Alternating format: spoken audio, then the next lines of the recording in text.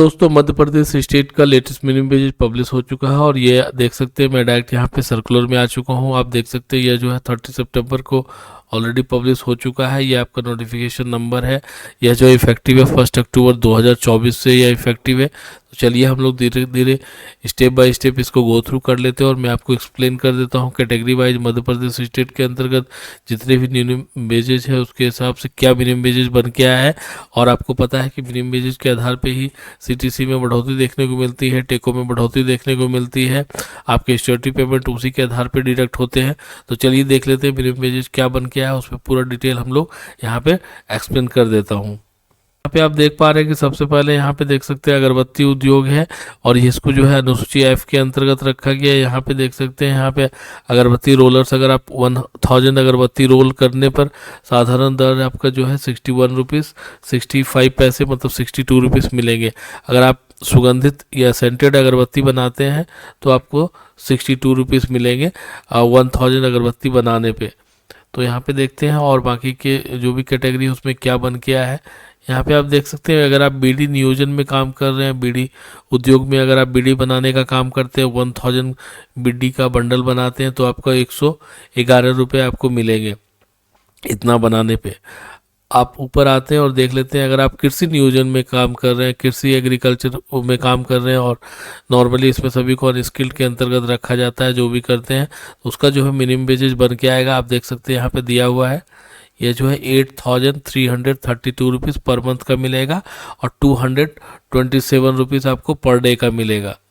यहाँ पे और देख लेते हैं, यहाँ पे आप देख सकते हैं यह जो है आपका अनुसूची ए अनुसूची क इसको रखा गया। अनुसूची क में यहाँ पे शासकीय विभागों में अगर कोई भी एम्प्लॉय काम कर रहा है एज ए मतलब कॉन्ट्रैक्टर एम्प्लॉय के रूप में वेतनभोगी श्रमिकों एवं कर्मचारियों के लिए क्या वेतन दिया जाता है। तो एक चीज़ आप ध्यान में रखिएगा, हर जगह मैं यहाँ पे दिखा रहा हूँ कि जो है आपका जो मिनिमम वेजेस है यहाँ पे यह मल्टीप्लाई होगा 30 दिन के माध्यम से।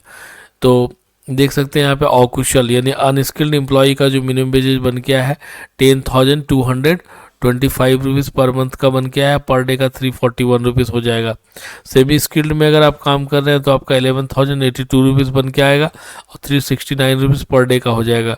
अगर आप स्किल्ड या कुशल हैं तो 12,460 रुपीज़ होगा और पर डे का 415 रुपीज़ हो जाएगा। अगर आप हाईली स्किल्ड हैं तो आपका 13,760 रुपीज़ पर मंथ का बन के आया है मिनिमम वेजेज और पर डे का 459 रुपीज़ बन के आएगा।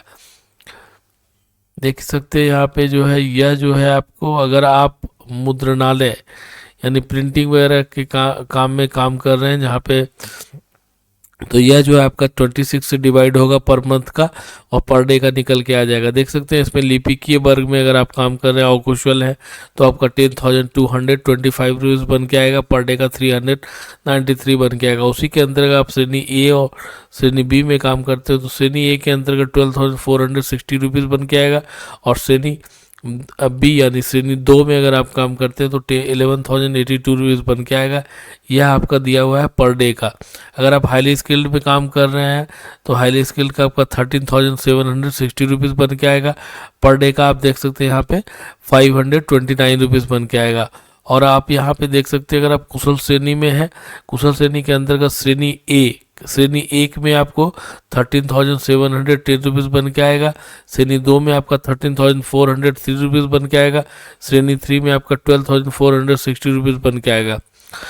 सेमी स्किल्ड में आपका जो है श्रेणी 1 में 12,460 रुपीज़ बन के आएगा, श्रेणी 2 में आपका 11,082 रुपीज़ बन के आएगा। तो इस प्रकार से आपका मिनिमम वेजेज बन के आएगा। अगर आप यहाँ पे देख सकते हैं मुद्रणालय में नियोजन में काम कर रहे हैं तो यहाँ पे आप देख सकते हैं अगर आप पेंसिल उद्योग में काम कर रहे हैं तो आपका मिनिमम वेजेज, मजदूर अगर आप हैं तो आपका पर मंथ का मिनिमम वेजेज बन के आएगा 10,225 रुपीज़, पर डे का 393 रुपीज़।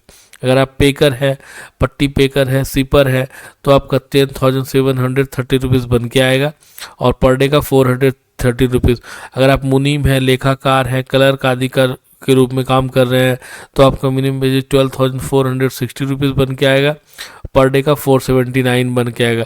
अगर आप रोलर्स है, मिस्त्री है, पाइंटर्स है तो आपका 13,543 रुपीज़ मिनिमम वेजेज बन के आएगा, पर डे का 521 रुपीज़ बन के आएगा। अगर आप हाईली स्किल्ड है तो 13,760 रुपीज़ बन के आएगा और पर डे का 529 रुपीज़ बन के आएगा। कटर्स हैं तो 14,180 रुपीज़ बन के आएगा, पर डे का आपका 545 रुपीज़ बन के आएगा। तो इस प्रकार से आपका पेंसिल उद्योग में अगर आप काम कर रहे हैं, स्लेट पेंसिल उद्योग में, तो आपका बन के आएगा। अगर आप देख सकते हैं अनुसूची ओ, यानी इसके अंतर्गत 67 नियोजन अनुसूचित नियोजन को रखा गया, मतलब जितनी कैटेगरी हैं एक्सेप्ट नीचे जो दिए गए कैटेगरी उनको छोड़कर, उन सभी पे अगर आप काम कर रहे हैं, उनको छोड़कर जितने भी नियोजन है उसमें अगर आप काम कर रहे हैं कैटेगरी, तो उसमें आपका जो है मिनिमम वेज इस प्रकार से बन के आएगा और यह जो है 26 से डिवाइड होगा पर मंथ का। देख सकते हैं यहाँ पे दिया हुआ है। सर अनस्किल्ड का है जो 10,225 रुपीज़ बन के आएगा, पर डे का 393 रुपीज़ बन के आएगा। सेमी स्किल्ड का आपका 11,082 रुपीज़ बन के आएगा और पर डे का 426 रुपीज़ बन के आएगा। अगर आप कुशल हैं तो आपका 12,460 रुपीज़ बन के आएगा, पर डे का आपका 479 रुपीज़ बन के आएगा। हाईली स्किल का आपका 13,760 रुपीज़ बन के आएगा और पर डे का आपका 529 रुपीज़ बन के आएगा। तो इस प्रकार से आपका ये कंप्लीट मिनिमम वेजेस मैंने एक्सप्लेन कर दिया है। इससे रिलेटेड कोई भी और क्वेरी और कंसर्न है बिल्कुल आप कमेंट बॉक्स में ड्रॉप कीजिएगा, मैं आपको गाइड कर दूंगा। धन्यवाद फ्रेंड्स।